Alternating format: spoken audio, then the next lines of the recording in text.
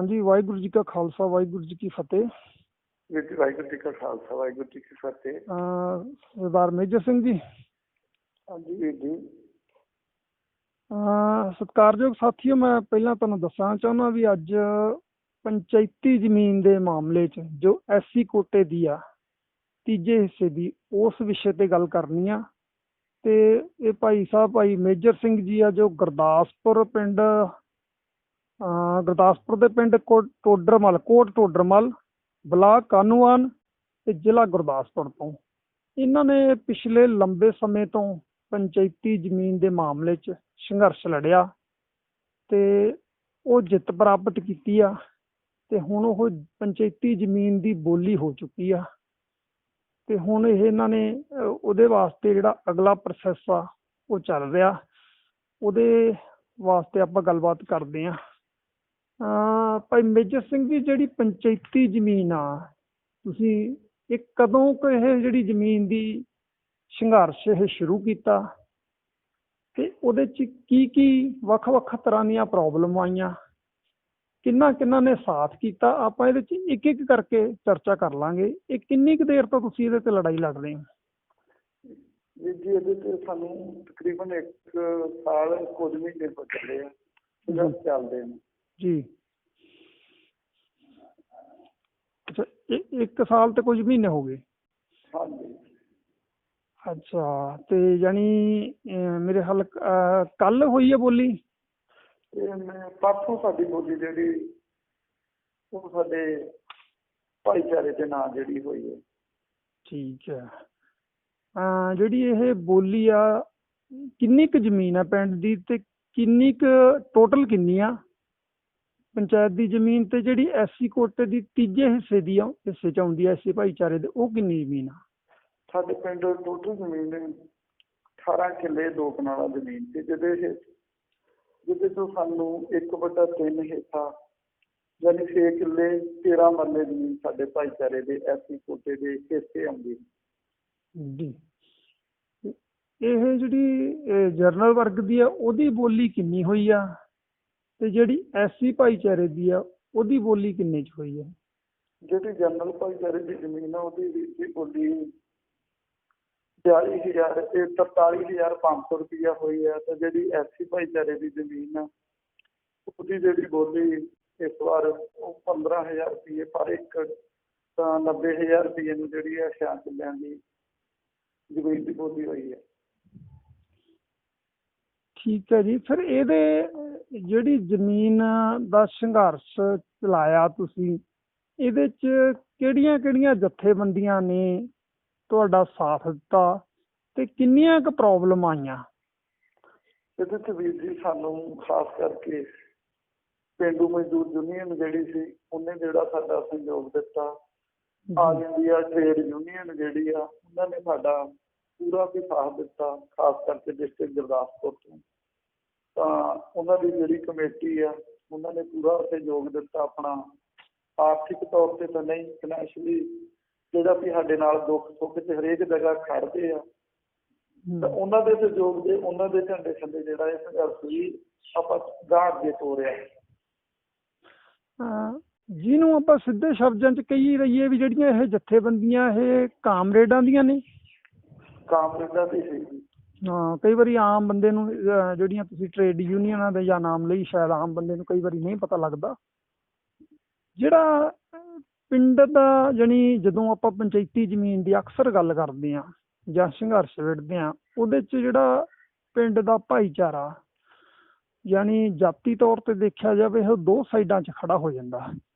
ਪਰ ਕਦੇ ਵੀ ਇਸ ਤਰ੍ਹਾਂ ਨਹੀਂ ਹੁੰਦਾ। ਜਾਣੀ ਪਿਛਲੇ ਦਿਨੇ ਵੀ ਇੱਕ ਮੇਰੀ ਇੰਟਰਵਿਊ 'ਚ ਲੈ ਕੇ ਚਰਚਾ ਖੜੀ ਹੋ ਗਈ ਵੀ ਮੈਂ ਉਹ ਸਾਰੇ ਭਾਈਚਾਰੇ ਨੂੰ ਕਹਿਤਾ, ਕਹਿੰਦੇ ਬਹੁਤ ਸਾਰੇ ਵੀਰਾਂ ਨੇ ਵੱਖ ਤਰ੍ਹਾਂ ਦੇ ਵਿਚਾਰ ਦਿੱਤੇ, ਯਾਰ ਵੀ 100% ਕਦੇ ਕੋਈ ਮਾੜਾ ਨਹੀਂ ਹੁੰਦਾ ਤੇ 100% ਚੰਗਾ ਨਹੀਂ ਹੁੰਦਾ।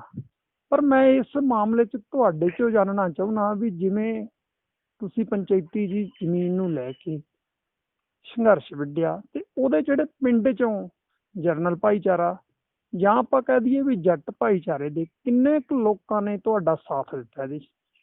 ਜੀ ਸਾਡੇ ਪਿੰਡ ਤੋਂ ਜਿਹੜਾ ਵੀ ਇਸ ਜ਼ਮੀਨ ਦੇ ਸੰਬੰਧ 'ਚ ਕਿਸੇ ਵੀ ਜਨਰਲ ਨੇ ਜਿਹੜਾ ਸਾਡਾ ਸਾਥ ਨਹੀਂ ਦਿੱਤਾ।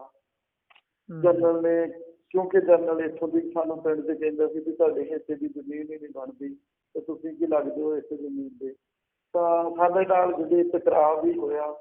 ਇੱਕ ਸਾਲ ਜਿਹੜਾ ਸਾਡੇ ਨਾਲ ਕੁਝ ਜਿਹੜੀਆਂ ਟੇਢੀਆਂ ਚਾਲਾਂ ਚੱਲ ਕੇ ਪਿੰਡ 'ਚ ਜਨਰਲ ਭਾਈਚਾਰੇ ਦੀ, ਸਾਡੇ ਹੀ ਭਾਈਚਾਰੇ ਦਾ ਇੱਕ ਬੰਦਾ ਹਾਈਜੈਕ ਕਰਕੇ ਇੱਕ ਹਿਸਾਬ ਦਾ ਗੰਦੀ ਬੋਲੀ ਕਰਵਾਈ ਗਈ ਪਿਛਲੇ ਸਾਲ। ਤਾਂ ਉਸ ਤੋਂ ਬਾਅਦ ਜਿਹੜਾ ਅਸੀਂ ਜ਼ਮੀਨ ਜਨਰਲ ਨੇ ਹੀ ਵਾਹੀ, ਤਾਂ ਉਹ ਜਨਰਲ ਇੱਥੋਂ ਦੀ ਕਹਿੰਦਾ ਅਸੀਂ ਜ਼ਮੀਨ ਜਿਹੜੀ ਹੈ ਅਸੀਂ ਭਾਈਚਾਰੇ ਨੂੰ ਕਦੀ ਵੀ ਵਾਹੁਣ ਦੇਵਾਂਗੇ, ਨਾ ਕਾਬਜ਼ ਹੋਣ ਦੇਵਾਂਗੇ ਇਸ ਜ਼ਮੀਨ ਤੇ। ਅੱਛਾ, ਜਨਰਲ ਭਾਈਚਾਰਾ ਜਾਨੀ ਕਹਿ ਰਿਹਾ ਸੀ ਵੀ ਨਾ ਵਾਹੁਣ ਦੇਵਾਂਗੇ ਤੇ ਨਾ ਕਾਬਜ਼ ਹੀ ਹੋਣ ਦੇਵਾਂਗੇ ਕਦੇ ਵੀ। ਇਹ ਜਿਹੜੀਆਂ ਇੱਕ ਕਿਸਾਨ ਜਥੇਬੰਦੀਆਂ ਨੇ, ਜਾਂ ਕਿਸਾਨ ਜਥੇਬੰਦੀਆਂ ਦੇ ਨਾਲ ਕਈਆਂ ਦੇ ਨਾਲ ਮਜ਼ਦੂਰ ਦਾ ਨਾਮ ਵੀ ਜੋੜਿਆ ਜਾਂਦਾ, ਕਿਸਾਨ ਤੇ ਮਜ਼ਦੂਰ ਜਥੇਬੰਦੀ, ਕੀ ਉਹ ਕਿਸਾਨ ਜਥੇਬੰਦੀਆਂ ਤੱਕ ਤੁਸੀਂ ਪਹੁੰਚ ਕੀਤੀ ਜਾਂ ਉਹਨਾਂ ਨੇ ਤੁਹਾਡੇ ਤੱਕ ਪਹੁੰਚ ਕੀਤੀ? ਜਿਵੇਂ ਆਮ ਅਕਸਰ ਹੁੰਦਾ ਵੀ ਜਦੋਂ ਕੋਈ ਕਿਸਾਨ ਆਤਮ ਹੱਤਿਆ ਕਰ ਜਾਂਦਾ, ਜਾਂ ਬਹੁਤ ਸਾਰੇ ਇਹ ਵੀ ਚਰਚਾਵਾਂ ਚੱਲਦੀਆਂ ਵੀ ਜੇ ਕਿਸਾਨ ਕਿਸੇ ਅਣਸੁਖਾਵੀ ਘਟਨਾ ਨਾਲ ਜਾਂ ਕਿਸੇ ਵੀ ਤਰੀਕੇ ਨਾਲ ਬਿਮਾਰੀ ਨਾਲ ਵੀ ਮਰ ਜੇ, ਇਸ ਤਰ੍ਹਾਂ ਦੀ ਵੀ ਚਰਚਾ ਚੱਲ ਜਾਂਦੀ ਹੈ ਵੀ ਦੁਨੀਆ ਤੋਂ ਚਲਾ ਜਾਵੇ, ਤੇ ਉਹਦੇ ਤੇ ਕਿਸਾਨ ਜਥੇਬੰਦੀਆਂ ਸੰਘਰਸ਼ ਵਿੱਢ ਕੇ ਸਰਕਾਰ ਤੋਂ ਮੰਗ ਕਰਦੀਆਂ ਵੀ ਇਹਨਾਂ ਨੇ ਆਤਮ ਹੱਤਿਆ ਕੀਤੀ ਆ। ਯਾਨੀ ਇਹ ਚਰਚਾਵਾਂ ਚੱਲਦੀਆਂ ਰਹਿੰਦੀਆਂ। ਕੀ ਤੁਸੀਂ ਕਿਸਾਨ ਜਥੇਬੰਦੀਆਂ ਤੱਕ, ਕਿਸਾਨ ਯੂਨੀਅਨ ਤੱਕ ਪਹੁੰਚ ਕੀਤੀ, ਜਾਂ ਤੁਹਾਡੇ ਤੇ ਕਿਸਾਨ ਯੂਨੀਅਨ ਨੇ ਪਹੁੰਚ ਕੀਤੀ ਵੀ ਅਸੀਂ ਤੁਹਾਡਾ ਇਸ ਸੰਘਰਸ਼ ਸਾਥ ਦਿੰਦੇ ਹਾਂ? ਦੇਖੋ, ਕਿਸਾਨ ਜਥੇਬੰਦੀਆਂ ਨੇ ਜਿਹੜਾ ਫੇਸਬੁੱਕਾਂ ਦੇ ਉੱਪਰ ਜ਼ਰੂਰ ਸਾਨੂੰ ਥੋੜਾ ਜਿਹਾ ਸਮਰਥਨ ਦਿੱਤਾ ਵੀ ਜੇ ਅਸੀਂ ਤੁਹਾਡੇ ਨਾਲ ਖੜੇ ਹਾਂ, ਪਰ ਗਰਾਊਂਡ ਦੇ ਵਿੱਚ ਕਿਤੇ ਵੀ ਸਾਡਾ ਜਿਹੜਾ ਸਹਿਯੋਗ ਆ ਉਹ ਜਥੇਬੰਦੀਆਂ ਨੇ, ਇੱਕ ਜਿਹੜੀ ਸਾਡੀ ਪੇਂਡੂ ਮਜ਼ਦੂਰ ਯੂਨੀਅਨ ਨੇ ਤੇ ਜਾਂ ਸਾਡੀ ਪਾਰਟੀ ਦੇ ਰਿਲੇਟਡ ਕੁਝ ਜਿਹੜੇ ਜਥੇਬੰਦੀ ਨਾਲ ਕਿਸਾਨ ਵੀ ਜੁੜੇ ਆ, ਉਹਨਾਂ ਨੇ ਥੋੜਾ ਬਹੁਤ ਦਿੱਤਾ। ਪਰ ਗਰਾਊਂਡ ਦੀਆਂ ਜਿਹੜੀਆਂ ਕਿਸਾਨਾਂ ਦੀਆਂ ਖਾਸ ਕਰਕੇ ਜਥੇਬੰਦੀਆਂ, ਦੂਜੀ ਧਿਰਾਂ ਦੀਆਂ ਜਾਂ ਜਿਹੜੀਆਂ ਹੁਣ ਸੰਘਰਸ਼ ਕਰਦੀਆਂ, ਉਹਨਾਂ ਨੇ ਕੋਈ ਬਹੁਤਾ ਸਾਥ ਨਹੀਂ ਦਿੱਤਾ ਸਾਡਾ ਇਹ ਆਮ ਵਿੱਚ। ਮਤਲਬ ਜੇ ਸਿੱਧੇ ਸ਼ਬਦਾਂ 'ਚ ਕਿਹਾ ਜਾਵੇ ਜਾਂ ਵੀ ਮਜ਼ਦੂਰ ਦਾ ਨਾਮ ਤਾਂ ਸਿਰਫ ਜੋੜਿਆ ਹੀ ਜਾਂਦਾ, ਮਤਲਬ ਉਹਦਾ ਜਿਹੜਾ ਅਮਲੀ ਰੂਪ 'ਚ ਜ਼ਮੀਨੀ ਪੱਧਰ ਤੇ ਜਾਣੀ ਕੁਛ ਪ੍ਰਾਪਤ ਨਹੀਂ ਹੁੰਦਾ। ਨਹੀਂ ਹੁੰਦਾ ਜੀ। ਦੇਖੋ, ਇਹ ਵੀ ਇੱਕ ਵਿਸ਼ਾ ਬੜਾ ਇੰਪੋਰਟੈਂਟ ਆ ਕਿ ਜਿਹੜੀਆਂ ਕਿਸਾਨਾਂ ਤੇ ਮਜ਼ਦੂਰਾਂ ਦੀਆਂ ਜਥੇਬੰਦੀਆਂ, ਜਦੋਂ ਵੀ ਕੋਈ ਵੀ ਜਥੇਬੰਦੀ ਤੁਰਦੀ ਆ, ਸੰਘਰਸ਼ ਕਰਦੀ ਆ, ਅਖਬਾਰਾਂ ਪੜ੍ਹਦੇ ਆ, ਰਸਾਲੇ ਦੇਖਦੇ ਆ, ਟੀਵੀ ਨਿਊਜ਼ ਚੈਨਲਾਂ ਤੇ ਬਹਿਸ ਚੱਲਦੀ ਆ, ਉਹ ਕਿਸਾਨ ਤੋਂ ਪਹਿਲੇ ਮਜ਼ਦੂਰ ਦਾ ਨਾਂ ਲੈਂਦੀ ਆ, ਪਰ ਮਜ਼ਦੂਰ ਦੇ ਹੱਕ ਵਾਸਤੇ ਉਹ ਸ਼ਾਇਦ ਉਨੀ ਸੀਰੀਅਸ ਨਹੀਂ ਹੁੰਦੀ ਉਹੀ ਜਥੇਬੰਦੀ ਕਿ ਇਹਦੀ ਝੋਲੀ ਕੁਝ ਪਾਇਆ ਜਾਵੇ ਜਾਂ ਇਹਨਾਂ ਨੂੰ ਆਰਥਿਕ ਕਿਸ ਤਰ੍ਹਾਂ ਪੈਕੇਜ ਦਾ ਪ੍ਰਬੰਧ ਕੀਤਾ ਜਾਵੇ।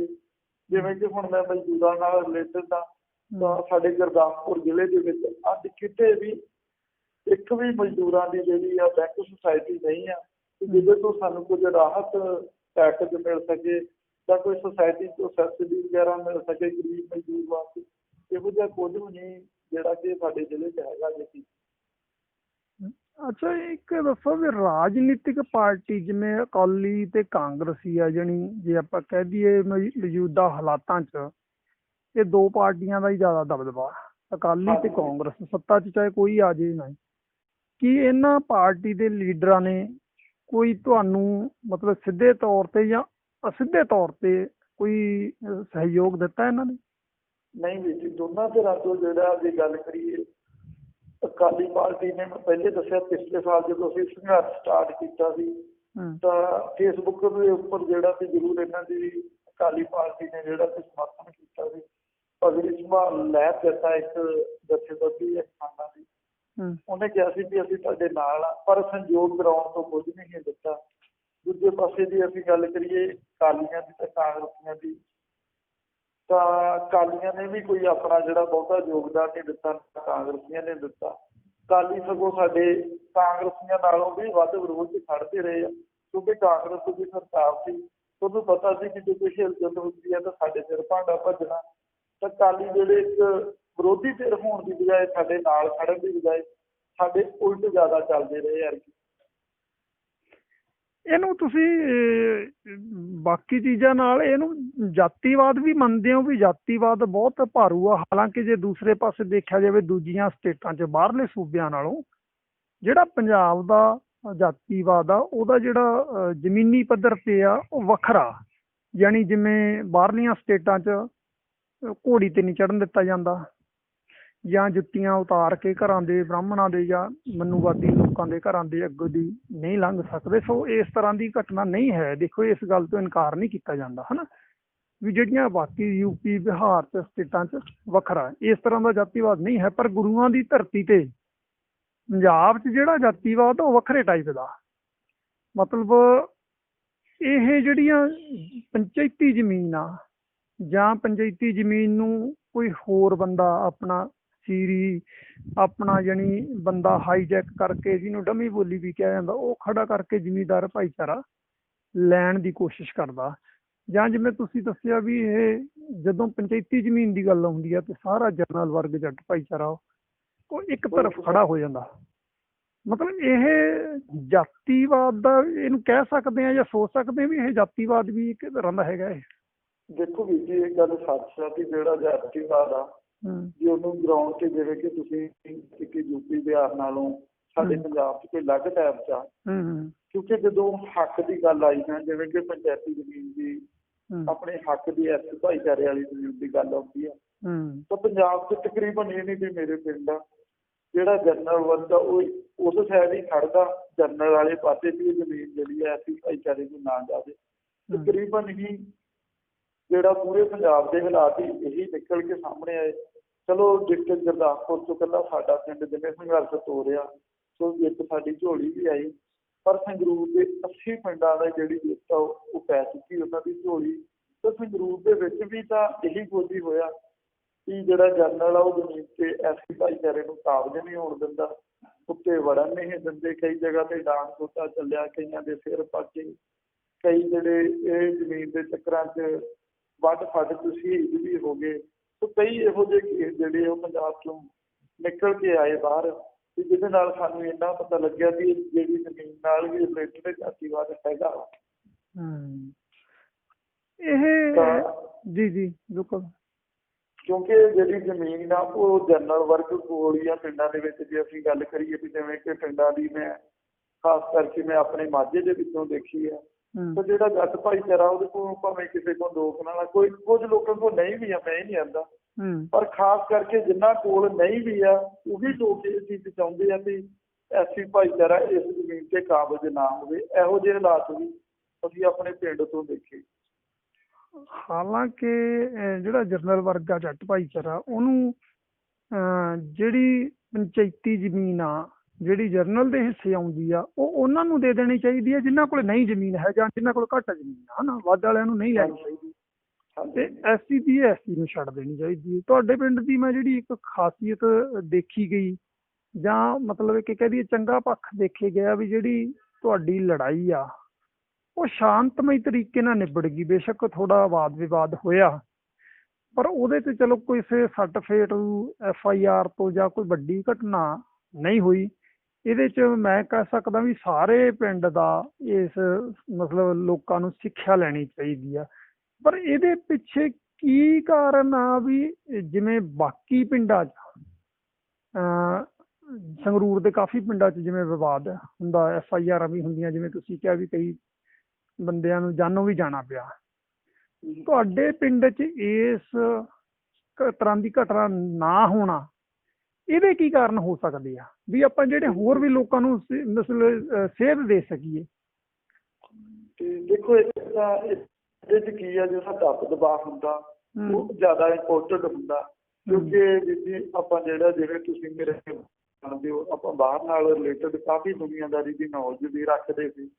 ਬਕਾਇਦਾ ਜਿਹੜਾ ਸੀ ਹਰੇਕ ਜਗ੍ਹਾ ਤੇ ਸਾਡਾ ਵੀ ਬਹਿਣਾ ਖਲੋਣਾ ਉੱਠਣਾ ਜਿਹੜਾ ਹੈਗਾ ਸੀ। ਇਸ ਕਰਕੇ ਸਾਡਾ ਟਕਰਾਅ ਜ਼ਰੂਰ ਹੋਇਆ। ਠੀਕ ਇਹ ਵੀ ਹੈ ਕਿ ਇੱਕ ਡਾਂਗ ਛੋਟਾ ਦੋਨਾਂ ਧਿਰਾਂ ਦਾ ਨਹੀਂ ਚੱਲਿਆ, ਬਸ ਇੰਨਾ ਫਰਕ ਰਿਹਾ ਕਿ ਦੋਨਾਂ ਧਿਰਾਂ ਨੇ ਇਸ ਚੀਜ਼ ਨੂੰ ਦੇਖਿਆ ਵੀ ਹਾਂ ਇਹ ਜ਼ਮੀਨ ਜਿਹੜੀ ਆ ਅਸਕਰ ਨੂੰ ਇਹਨਾਂ ਨੂੰ ਨਾ ਦਿੱਤੀ ਤਾਂ ਸਾਡੇ ਪਿੰਡ 'ਚ ਵੱਢ ਫੱਟ ਵੱਡੇ ਪੱਧਰ ਤੇ ਹੋਊਗੀ। ਇਹ ਚੀਜ਼ ਕੁਝ ਜਿਹੜੇ ਸੂਝਵਾਨ ਨੇ ਉਹਨਾਂ ਲੋਕਾਂ ਨੇ ਸਾਈਡ ਤੋਂ ਦੇਖੀ, ਨਾ ਕਿ ਜਨਰਲ ਭਾਈਚਾਰੇ ਨੇ ਤਾਂ ਅਸੀਂ ਜਿਹੜੀ ਘੱਟ ਨਹੀਂ ਕਰਨ ਦੀ ਦੋਨਾਂ ਧਿਰਾਂ ਨੇ ਕੋਸ਼ਿਸ਼ ਕਿ ਜੇ ਜ਼ਮੀਨ ਲੈਣੀ ਹੈ ਤਾਂ ਸਾਨੂੰ ਵੱਢ ਫੱਟ ਤੀਕ ਵੀ ਅਸੀਂ ਵੀ ਸੋਚ ਲਿਆ ਸੀ ਕਿ ਚਾਹੇ ਮਰ ਜਾਾਂਗੇ ਜਾਂ ਮਾਰ ਦਾਂਗੇ, ਜ਼ਮੀਨ ਨਹੀਂ ਅਸੀਂ ਆਪਣੇ ਹਿੱਸੇ ਦੀ ਕਿਸੇ ਨੂੰ ਦੇਣ ਦਿੰਦੇ। ਇਹ ਸਾਡਾ ਵੀ ਅਰਕਾਂ ਦਾ ਟਾਰਗੇਟ।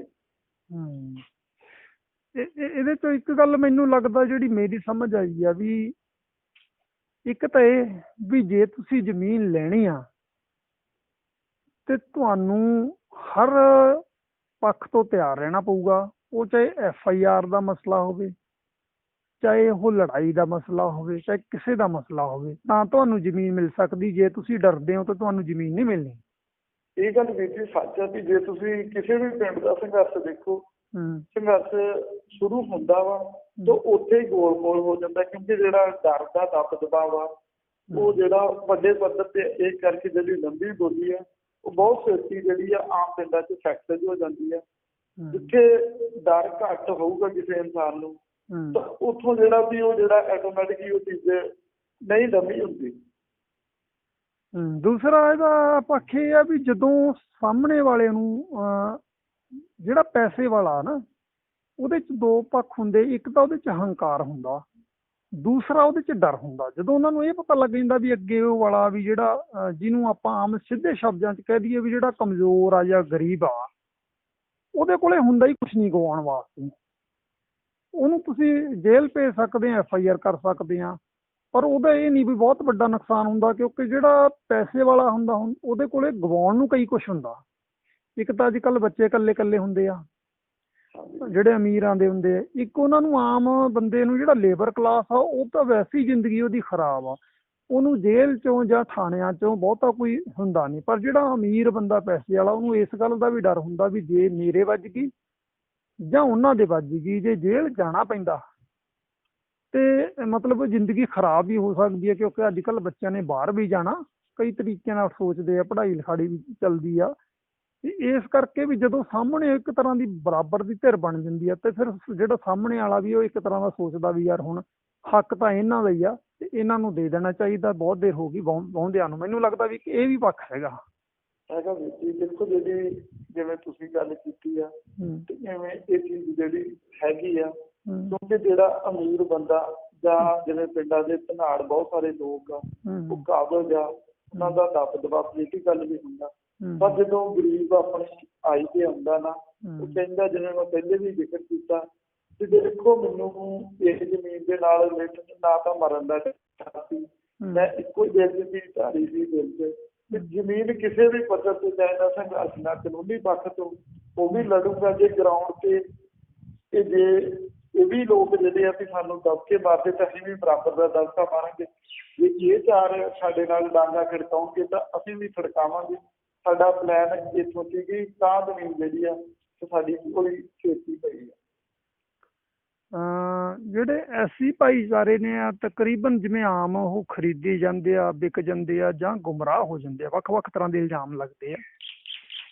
ਇਸ ਸਮੇਂ ਦੌਰਾਨ ਕੋਈ ਇਸ ਤਰ੍ਹਾਂ ਦੀ ਘਟਨਾ ਤਾਂ ਨਹੀਂ ਆਈ ਸਾਹਮਣੇ? ਨਹੀਂ ਜੀ, ਇਸ ਤਰ੍ਹਾਂ ਦੀ ਘਟਨਾ ਤੇ ਸਾਹਮਣੇ ਆਈ। ਦੇਖੋ ਜਿਹੜਾ ਪਿਛਲੇ ਸਾਲ ਤੋਂ 1 ਸਾਲ ਤੋਂ ਜਿਹੜਾ ਸੰਘਰਸ਼ ਚੱਲਦਾ, ਇਹਦੇ ਵਿੱਚ ਸਾਡਾ ਇੱਕ ਭਾਈਚਾਰੇ ਦਾ ਵੀਰ ਸੀ ਜਿਹੜਾ ਕਿ ਇਹਨਾਂ ਨੇ ਡੰਮੀ ਬੋਲੀ ਦੇ ਵਾਸਤੇ ਖੜਾ ਕੀਤਾ ਸੀ ਜਰਨਲ ਜੀ। ਉਹਨੂੰ ਪੈਸਾ ਉਹਦੇ ਮਗਰ ਪਾਣੀ ਦੀ ਤਰ੍ਹਾਂ ਵਹਾਇਆ, ਪਰ ਹੁਣ ਉਹੀ ਪੈਸਾ ਲੈਣ ਦੀ ਜਿਹੜੇ ਇਹ ਲੋਕ ਆ ਉਹ ਸਾਡੇ ਭੈਣ ਭਰਾ ਦਾ ਜਿਹੜਾ ਸਿਰ ਪਾੜਨ ਤੱਕ ਵੀ ਜਾਣਦੇ ਆ। ਇੱਥੋਂ ਤੱਕ ਮੈਨੂੰ ਜਾਣਕਾਰੀ ਉਸ ਵੀਰ ਕੋਲੋਂ ਮਿਲੀ ਤਾਂ ਉਹਨੂੰ ਇੱਥੋਂ ਤੱਕ ਡੰਮੀ ਬੋਲੀ ਹੋਣ ਤੋਂ ਬਾਅਦ ਇੱਕ ਫਸਲ 'ਚੋਂ ਕੋਈ ਦਾਣਾ ਤੱਕ ਵੀ ਉਹਦੇ ਘਰ ਨਹੀਂ ਲੈ ਕੇ ਜਾਣ ਦਿੰਦੇ। ਤਾਂ ਅਸੀਂ ਜੇ ਰੇੜਕਾ ਪਾਇਆ ਕਿ ਜੇ ਫਸਲ ਵੱਢਣੀ ਤੂੰ ਆ, ਸਾਰਾ ਕੁਝ ਤੇਰੇ ਨਾਮ ਆ, ਤੇ ਜੇ ਤੂੰ ਨਹੀਂ ਆਪਣੇ ਘਰ ਖੜ ਸਕਦਾ ਤੇ ਤੈਨੂੰ ਉਹਨਾਂ ਮਗਰ ਲੱਗਣ ਦੀ ਕੀ ਲੋੜ। ਉਦੋਂ ਉਹਨਾਂ ਨੇ ਜਿਹੜਾ ਵੀ ਇੱਕ ਦਾਰੂ ਦੀ ਬੋਤਲ ਪਿਆ ਕੇ ਜਾਂ ਕੋਈ ਥੋੜੇ ਬਹੁਤ ਲਾਲਚ ਦੇ ਕੇ ਇਹ ਡੰਮੀ ਬੋਲੀ ਉਦੋਂ ਕਰਵਾਈ ਸੀ।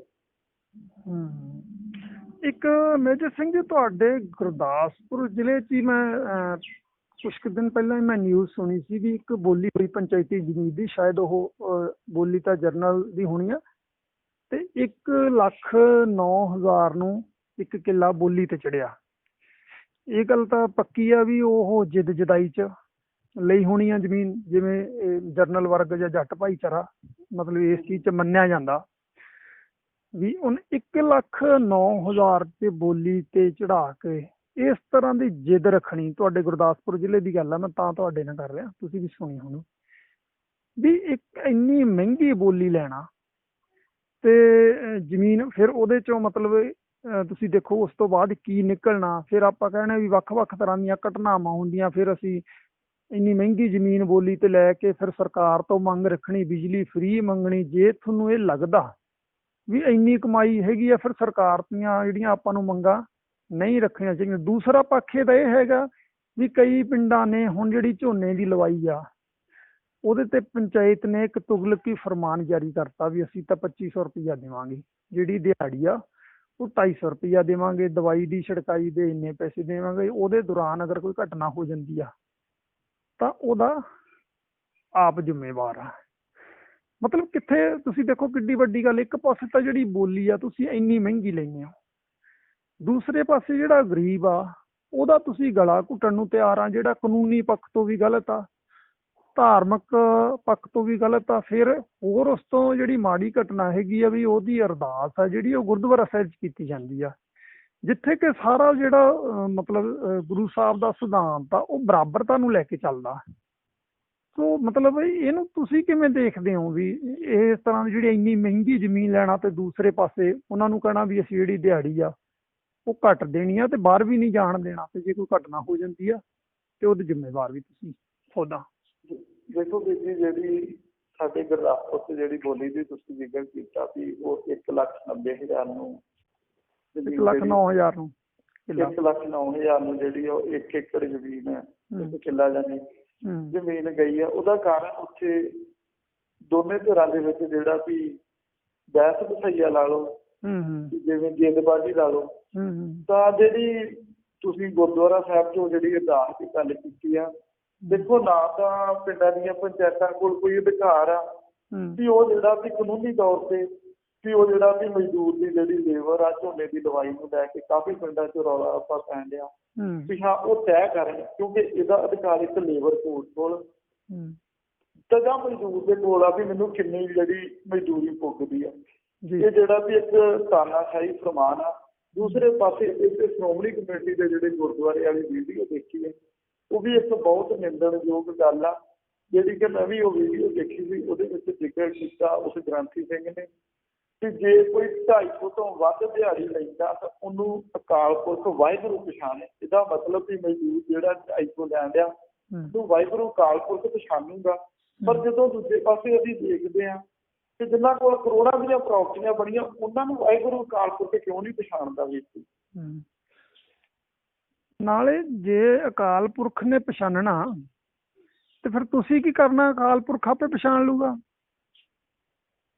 ਫਿਰ ਤੁਸੀਂ ਅਕਾਲ ਪੁਰਖ ਦੇ ਤੁਸੀਂ ਕੋਈ ਨੁਮਾਇੰਦੇ ਥੋੜੀ ਤੁਸੀਂ ਭੇਜੇ ਹੋਏ ਆ ਕੋਈ ਵੀ ਤੁਸੀਂ ਜਾ ਕੇ ਉਹ ਵਿੱਚ ਡੀਲ ਕਰਨੀ ਆ। ਉਹ ਤਾਂ ਫਿਰ ਅਕਾਲ ਪੁਰਖ ਤੇ ਛੱਡ ਦੋ ਸਾਰਾ ਕੁਛ, ਵੀ ਕਰਨੀ ਮਨ ਮਰਜ਼ੀ ਆ, ਤੁਸੀਂ ਨਾਮ ਅਕਾਲ ਪੁਰਖ ਦਾ ਲੈਣਾ ਬਸ। ਉਹ ਇਸ ਕਰਕੇ ਆ ਮੈਨੂੰ ਲੱਗਦਾ ਇਹ ਆ ਵੀ ਇਹਦੇ ਤੇ ਨਾ ਬੜੀ ਵੱਡੀ ਜਿਹੜੀ ਐਸਸੀ ਭਾਈਚਾਰੇ ਨੂੰ ਇਹਦੇ ਤੇ ਵਿਚਾਰ ਕਰਨ ਦੀ ਲੋੜ ਆ। ਪੰਜਾਬ 'ਚ ਬਹੁਤ ਸਾਰੀ ਜ਼ਮੀਨ ਆ ਤੇ ਬਹੁਤ ਸਾਰੇ ਪਿੰਡਾਂ 'ਚ ਹਜੇ ਮੈਨੂੰ ਲੱਗਦਾ ਤੁਹਾਡੇ ਗੁਰਦਾਸਪੁਰ 'ਚ ਵੀ ਹਜੇ ਇਹ ਬਹੁਤਾ ਸੰਘਰਸ਼ ਜਿਹੜਾ ਨਹੀਂ ਚੱਲਿਆ ਹੋਣਾ ਨਾ। ਨਹੀਂ ਜੀ, ਗੁਰਦਾਸਪੁਰ 'ਚ ਜੇ ਗੱਲ ਕਰੀਏ ਤਾਂ ਇਹਦੇ 'ਚ ਕੋਈ ਐਸੀ ਭਾਈਚਾਰੇ ਵਾਲੀ ਜ਼ਮੀਨ ਦਾ ਸੰਘਰਸ਼ ਨਹੀਂ ਸਟਾਰਟ ਕੀਤਾ ਕਿਸੇ ਨੇ ਵੀ। ਚਲੋ ਸਾਡੇ ਪਿੰਡ ਤੋਂ ਮੈਂ ਸ਼ੁਰੂਆਤ ਕੀਤੀ ਸੀ ਤੇ ਚਲੋ ਉਹਦੀ ਜਿਹੜੀ ਜਿੱਤ ਆ ਉਹ ਸਾਡੇ ਭਾਈਚਾਰੇ ਦੀ ਝੋਲੀ ਪਈ ਆ। ਪਰ ਜੇ ਮੈਂ ਹੁਣ ਗੱਲ ਕਰਾਂ, ਮੇਰਾ ਬਲਾਕ ਕਾਹਨੂੰਵਾਨ ਆ ਤੇ ਕਾਹਨੂੰਵਾਨ 'ਚ ਵੈਸੇ ਟੋਟਲ ਜ਼ਮੀਨ ਜਿਹੜੀ ਬਲਾਕ ਦੀ ਪੰਚਾਇਤ ਦੀ ਆ ਉਹ 1616 ਕਿੱਲੇ 2 ਕਨਾਲਾਂ 3 ਮਰਲੇ ਜਿਹੜੀ ਜ਼ਮੀਨ ਆ। ਤੇ ਜਿਹਦੇ ਤੋਂ ਐਸੀ ਭਾਈਚਾਰੇ ਦੇ ਹਿੱਸੇ ਨੂੰ ਆਪਾਂ ਡਿਵਾਈਡ ਕਰਦੇ ਹਾਂ ਉਹ 'ਚੋਂ 550 ਜਿਹੜਾ ਕਿੱਲਾ ਵਾ ਉਹ ਤਕਰੀਬਨ ਆਉਂਦਾ ਕਾਹਨੂੰਵਾਨ ਬਲਾਕ ਤੇ ਐਸੀ ਭਾਈਚਾਰੇ ਨੂੰ 550 ਕਿੱਲੇ ਦੇ ਉੱਪਰ ਜਿਹੜੀ ਖੇਤੀ ਕਰਨ ਦੀ ਹਿੰਮਤ ਆ ਜਾਂ ਕਾਨੂੰਨੀ ਅਧਿਕਾਰ ਆ। ਪਰ ਗਰਾਊਂਡ ਤੇ ਜਦੋਂ ਦੇਖਦੇ ਆ ਤਾਂ ਇੱਥੇ 2 ਏਕੜ ਵੀ ਜਿਹੜੀ ਜ਼ਮੀਨ ਆ ਉਹ ਕਿਤੇ ਐਸੀ ਭਾਈਚਾਰਾ ਨਹੀਂ ਹੀ ਵਾਹ ਰਿਹਾ। ਚਲੋ ਸਾਡੇ ਪਿੰਡ 6 ਏਕੜ ਜਿਹੜੀ ਜ਼ਮੀਨ ਦੀ ਬੋਲੀ ਆ ਉਹ ਸਾਡੇ ਭਾਈਚਾਰੇ ਦੇ ਨਾਂ ਹੋਈ ਆ। ਤਾਂ ਕਹਿਣ ਦਾ ਭਾਵ ਵੀ ਚਲੋ 2 ਇੱਕ ਜਗ੍ਹਾ ਤੇ ਹੋਰ ਵੀ ਆਪਾਂ ਕੋਸ਼ਿਸ਼ ਕੀਤੀ, ਉੱਥੇ ਫਿਰ ਵੀ ਕੁਝ ਸਮਝੌਤੇ ਹੋ ਜਾਂਦੇ, ਜਿਵੇਂ ਰਲ ਕੱਢ ਹੋ ਜਾਂਦੀ ਕਈ ਜਗ੍ਹਾ ਤੇ, ਕਿਉਂਕਿ ਜਿਨ੍ਹਾਂ ਦੀ ਸਰਕਾਰ ਹੁੰਦੀ ਉਹ ਆਪਣੇ ਬੰਦਿਆਂ ਨੂੰ ਅੱਗੇ ਕਰ ਲੈਂਦੇ। ਜਿਵੇਂ ਕਿ ਕਾਂਗਰਸ ਦੀ ਸਰਕਾਰ, ਤਾਂ ਉਹਨਾਂ ਦਾ ਕਹਿਣ ਦਾ ਭਾਵ ਕਿ ਸਾਡਾ ਜਿਹੜਾ ਕਾਂਗਰਸੀ ਮੈਂਬਰ ਪੰਚਾਇਤ ਆ, ਤਾਂ ਉਹਨਾਂ ਦੇ ਘਰ ਚੇਲੇ ਚਪਾਟੇ ਜਿਹੜੇ ਹੁੰਦੇ ਆ, ਉਹਨਾਂ ਦੇ ਨਾਲ ਬੋਲੀ ਕਰਾ ਕੇ ਤਾਂ ਕੁਝ ਜਨਰਲ ਨੇ ਵਾਲੀ, ਕੁਝ ਉਹਨਾਂ ਨੇ ਵਾਲੀ, ਇਹੋ ਜਿਹੇ ਕੇਸ ਵੀ ਜਿਹੜੇ ਸਾਹਮਣੇ ਆਏ ਇਸ ਪਿੰਡ ਦਾ ਮੇਰੇ ਕੋਲ।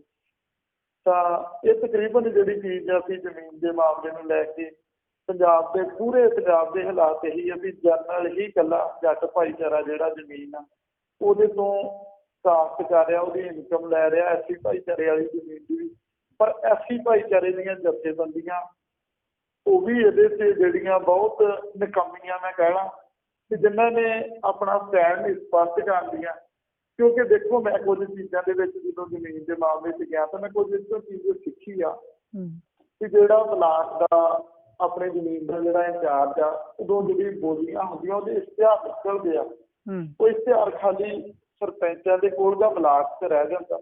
ਬਾਕੀ ਕਿਸੇ ਵਰਗ ਨੂੰ ਜਿਹੜਾ ਵੀ ਉਹ ਨਹੀਂ ਪਤਾ ਲੱਗਦਾ, ਖੜੇ ਪੈਰ ਬੋਲੀ ਦੀ ਗੁਰਦੁਆਰੇ ਸੂਚਨਾ ਕਰ ਦਿੱਤੀ ਜਾਂਦੀ ਹੈ ਜੀ ਅੱਜ ਇਸ ਪਿੰਡ ਦੀ ਬੋਲੀ ਆ ਤੇ ਤੁਸੀਂ ਬੋਲੀ ਦੇ ਕੇ ਜ਼ਮੀਨ ਲੈ ਸਕਦੇ ਹੋ 1 ਸਾਲ ਦੀ ਤੁਹਾਡੇ ਤੇ।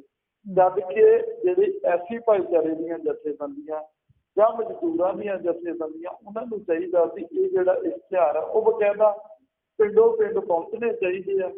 ਮੈਂ ਜ਼ਮੀਨ ਸੰਘਰਸ਼ ਕਮੇਟੀ ਅੱਗੇ ਵੀ ਇਹ ਬੇਨਤੀ ਕੀਤੀ ਹੈ ਕਿ ਦੇਖੋ, ਜਿਹੜੀ ਸਭ ਤੋਂ ਵੱਡੀ ਸਾਡੀ ਕਮਜ਼ੋਰੀ ਆ, ਸਾਡੇ ਭਾਈਚਾਰੇ ਨੂੰ ਅੱਜ ਤੱਕ ਇਹੀ ਨਹੀਂ ਪਤਾ ਕਿ ਸਾਡੇ ਹਿੱਸੇ ਦੀ ਜ਼ਮੀਨ ਹੈਗੀ ਹੈ ਜਾਂ ਨਹੀਂ ਹੈ, ਜਦ ਕਿ ਸਾਡੇ ਹਿੱਸੇ ਦੀ ਜ਼ਮੀਨ ਤੇ ਵੀ ਜਨਰਲ ਕਾਬਜ਼ ਹੈ ਕਾਨੂੰਨੀ ਤੌਰ ਤੇ। ਤਾਂ ਹੁਣ ਪਿੰਡਾਂ ਦੇ ਹਾਲਾਤ ਦੇਖੀਏ, ਜਿਵੇਂ ਹੁਣ ਮੈਂ ਚਲੋ ਅਸੀਂ ਆਪਣੇ ਪਿੰਡ ਤੋਂ ਸੰਘਰਸ਼ ਦੀ ਸ਼ੁਰੂਆਤ ਕੀਤੀ। ਪਹਿਲੇ ਲੋਕ ਸਾਨੂੰ ਜ਼ਿਕਰਾਂ ਕਰਦੇ ਸੀ, ਉਹ ਤੁਹਾਨੂੰ ਕਿੰਨੇ ਇੱਥੇ ਕਾਬਜ਼ ਹੋਣ ਦੇਣਾ, ਤੁਸੀਂ ਇਹ ਤੁਸੀਂ ਗਰੀਬ ਹੋ, ਤੁਹਾਡੀ ਕੀ ਔਕਾਤ ਆ, ਤੁਸੀਂ ਜਿਹੜੇ ਕਿ ਸਾਨੂੰ ਜਾਤੀ ਸਮਝ ਵੀ ਬੋਲੇ ਲੋਕਾਂ ਨੇ ਕਿ ਇਹਨਾਂ ਦੀ ਕਮੀਨੀਆਂ ਦੀ ਕਿੰਨੀ ਕੁ ਔਕਾਤ ਹੁੰਦੀ ਆ, ਸਾਨੂੰ ਪਤਾ ਵਾ। ਇਹੋ ਜਿਹੇ ਲਫ਼ਜ਼ ਵੀ ਹੋਰ ਵੀ ਜਿਹੜੇ ਲੈਂਗੁਏਜ ਬੈਡ ਲੈਂਗੁਏਜ ਆ ਉਹ ਯੂਜ਼ ਕੀਤੇ ਸਾਡੇ ਵਾਸਤੇ ਲੋਕਾਂ ਨੇ। ਤਾਂ ਉਸ ਤੋਂ ਬਾਅਦ ਇਹੀ ਮੈਂ ਚੀਜ਼ ਜਿਹੜੀ ਦੇਖੀ ਆ ਵੀ ਜੇ ਸਾਨੂੰ ਸਰਕਾਰਾਂ ਥੋੜ੍ਹੀ ਬਹੁਤੀ ਸਪੋਰਟ ਕਰਨ, ਜਿਵੇਂ ਕਿ ਉਹ ਇਸ਼ਤਿਹਾਰ ਬਕਾਇਦਾ ਪਿੰਡਾਂ ਦੇ ਵਿੱਚ ਪਹੁੰਚਾਏ ਜਾਣ, ਐਸੀ ਭਾਈਚਾਰੇ ਦੇ ਗੁਰੂ ਘਰਾਂ ਦੇ ਜਾਂ ਐਸੀ ਭਾਈਚਾਰੇ ਦੇ ਜਿਹੜੇ ਘਰ ਜਿੱਥੇ ਰਿਲੇਟਿਡ ਆ ਸਮਾਜ 'ਚ। ਹੁਣ ਪਿੰਡਾਂ 'ਚ ਦੇਖੋ ਦੋ ਹੀ ਜਾਤੀ ਸਾਡੇ ਮਾਝੇ 'ਚ ਵੋਟ ਆ, ਚਾਹੇ ਜੱਟ ਭਾਈਚਾਰਾ ਜਾਂ ਮਜ਼੍ਹਬੀ ਸਿੱਖ ਭਾਈਚਾਰਾ, ਇਹਨਾਂ ਦੀ ਕਾਫੀ ਵੋਟ ਆ ਸਾਡੇ ਏਰੀਏ 'ਚ। ਤੇ ਜਿੱਥੇ ਹੁਣ ਸਾਡੀ ਵੋਟ ਆ ਉੱਥੇ ਇਸ਼ਤਿਹਾਰ ਆਵੇ ਤਾਂ ਸਾਨੂੰ ਪਤਾ ਲੱਗੇ ਵੀ ਸਾਡੀ ਇਹ ਹਿੱਸੇ ਦੀ ਜ਼ਮੀਨ ਹੈ ਤਾਂ ਅਸੀਂ ਕਿਉਂ ਨਹੀਂ ਵਾਵਾਂਗੇ। ਪਰ ਸਰਕਾਰਾਂ ਇੱਥੇ ਦੋਗਲਾ ਰੋਲ ਅਦਾ ਕਰਦੀਆਂ, ਪਿੰਡਾਂ ਦੀਆਂ ਪੰਚਾਇਤਾਂ ਦੋਗਲਾ ਰੋਲ ਅਦਾ ਕਰਦੀਆਂ, ਜਿਹੜੀਆਂ ਕਿ ਉਹ ਦੱਸਦੀਆਂ ਹੀ ਨਹੀਂ ਅੱਜ ਤੱਕ ਪਿੰਡਾਂ 'ਚ। ਚਲੋ ਮੇਜਰ ਸਿੰਘ ਜੀ, ਸਮੇਂ ਦੀ ਘਾਟ ਹੋਣ ਕਾਰਨ ਮੈਂ ਇੱਕੋ ਗੱਲ ਕਹਿਣਾ ਚਾਹੁੰਦਾ ਵੀ ਆਪਾਂ ਫੇਰ ਕਦੇ ਜ਼ਰੂਰ ਇਸ ਤੇ ਚਰਚਾ ਕਰਾਂਗੇ, ਕਿਉਂਕਿ ਬਹੁਤ ਲੰਬਾ ਵਿਸ਼ਾ ਵੀ। ਜਿਹੜੀ ਪਿਛਲੇ ਇੱਕ ਤਾਂ ਜਿਹੜੀ ਜਥੇਬੰਦੀਆਂ ਦੀ ਤੁਸੀਂ ਗੱਲ ਕੀਤੀ ਆ, ਉਹਦੇ 'ਚ 2 ਕਾਰਨ ਨੇ ਮੈਨੂੰ ਲੱਗਦਾ ਵੀ। ਇੱਕ ਤਾਂ ਜਥੇਬੰਦੀਆਂ ਜਿਹੜੀਆਂ ਐਸੀ ਭਾਈਚਾਰੇ ਦੀਆਂ ਹੈਗੀਆਂ, ਉਹਨੂੰ ਗਿਆਨ ਦੀ ਬੜੀ ਘਾਟ ਆ, ਬੇਸ਼ੱਕ ਉਹ ਲੀਡਰ ਬਣੇ ਫਿਰਦੇ ਆ। ਦੂਸਰਾ ਇਹ ਹੈ ਵੀ ਜੇ ਗਿਆਨ ਹੈਗਾ ਫਿਰ ਉਹ ਕਿਤੇ ਨਾ ਕਿਤੇ ਇਮਾਨਦਾਰ ਨਹੀਂ ਹੈ। 2 ਗੱਲਾਂ, ਜਾਂ ਤਾਂ ਉਹਨਾਂ ਨੂੰ ਗਿਆਨ ਨਹੀਂ ਹੈ ਜਾਂ ਇਮਾਨਦਾਰ ਨਹੀਂ ਹੈ। ਸੋ ਇਹਦੇ ਤੇ ਜ਼ਮੀਨੀ, ਜਿਵੇਂ ਹੁਣ ਪਿਛਲੇ ਸਮੇਂ 'ਚ ਗੱਲ ਚੱਲ ਰਹੀ ਆ ਵੀ ਜਿਹੜਾ ਮੁੱਖ ਮੰਤਰੀ ਆ, ਵੈਸੇ ਸਮੇਂ ਦੀ ਘਾਟ ਆਪਾਂ ਬਾਹਲੀ ਲੰਬੀ ਨਹੀਂ ਕਰਨੀ, ਗੱਲ ਮੈਂ ਕੰਪਲੀਟ ਕਰ ਦਿੰਦਾ ਵੀ ਜਿਹੜੀ ਪਿਛਲੇ ਸਮੇਂ 'ਚ ਜਿਹੜਾ ਇੱਕ ਰੰਗਰੇਟਾ ਮੁੱਖ ਮੰਤਰੀ ਜਾਂ ਮਜ਼੍ਹਬੀ ਸਿੱਖ ਮੁੱਖ ਮੰਤਰੀ ਬਣਾਉਣ ਦੀ ਲਹਿਰ ਚੱਲ ਰਹੀ ਆ, ਜਦੋਂ ਕਿ ਕਦੇ ਵੀ ਕੋਈ ਜਾਤੀ ਨੂੰ ਲੈ ਕੇ ਜਿਹੜੀ ਰਾਜਨੀਤੀ ਨਹੀਂ ਹੋ ਸਕਦੀ। ਕਦੇ ਨਹੀਂ ਕਹਿ ਸਕਦੇ ਵੀ ਫਲਾਨੀ ਜਾਤੀ ਦਾ ਮੁੱਖ ਮੰਤਰੀ ਬਣੂਗਾ, ਇਸ ਤਰ੍ਹਾਂ ਦੀ ਰਾਜਨੀਤੀ ਨਹੀਂ ਚੱਲ ਸਕਦੀ। ਪਰ ਜੇ ਇਹੀ ਪੰਚਾਇਤੀ ਜ਼ਮੀਨ ਨੂੰ ਲੈ ਕੇ ਰਾਜਨੀਤੀ ਕਰਦੇ ਵੀ ਭਾਈ ਪੰਚਾਇਤੀ ਜ਼ਮੀਨ ਦੀ ਸੰਘਰਸ਼ ਵਿੱਢ ਦਿੰਦੇ, ਤਾਂ ਮੈਨੂੰ ਲੱਗਦਾ ਇਹ ਰਾਜਨੀਤੀ 'ਚ, ਰਾਜ ਸੱਤਾ 'ਚ ਕਾਬਜ਼ ਹੋ ਸਕਦੇ ਸੀ ਜਾਂ ਬਹੁਤ ਵੱਡੀ ਲਹਿਰ ਖੜੀ ਕਰ ਸਕਦੇ ਸੀ। ਪਰ ਇਹਨਾਂ ਨੇ ਦੂਸਰੇ ਪਾਸੇ ਬ੍ਰਾਹਮਣ ਵਾਲਾ ਕੰਮ ਕਰਕੇ ਉਹੀ ਜਾਤੀਵਾਦ ਦੀ ਲਹਿਰ ਖੜੀ ਕਰਤੀ, ਜਿਹਦੇ 'ਚ ਨਾ ਕਾਮਯਾਬ ਹੋਣਾ ਤੇ ਨਾ ਇਹਨਾਂ ਦੀ ਨੀਅਤ ਸਾਫ਼ ਆ। ਮੈਂ ਸਮਝਦਾ ਸੀ ਵੀ ਜੇ ਕਿਤੇ ਪੰਚਾਇਤੀ ਜ਼ਮੀਨ ਦਾ ਸੰਘਰਸ਼ ਵਿੱਢ ਲੈਂਦੇ, ਇਹਨਾਂ ਨੂੰ ਕਾਫੀ ਵੱਡੀ ਮਤਲਬ ਪ੍ਰਾਪਤੀ ਮਿਲ ਸਕਦੀ ਸੀ। ਸੋ ਆਪਾਂ ਅਗਲੀ ਵਾਰੀ ਆਪਾਂ ਫੇਰ ਇਸ ਵਿਸ਼ੇ ਤੇ ਗੱਲ ਕਰਾਂਗੇ। ਤੁਹਾਡੇ ਨਾਲ ਬਹੁਤ ਬਹੁਤ ਧੰਨਵਾਦ ਜੀ। ਵਾਹਿਗੁਰੂ ਜੀ ਕਾ ਖਾਲਸਾ, ਵਾਹਿਗੁਰੂ ਜੀ ਕੀ ਫਤਿਹ। ਵਾਹਿਗੁਰੂ ਜੀ ਕਾ ਖਾਲਸਾ।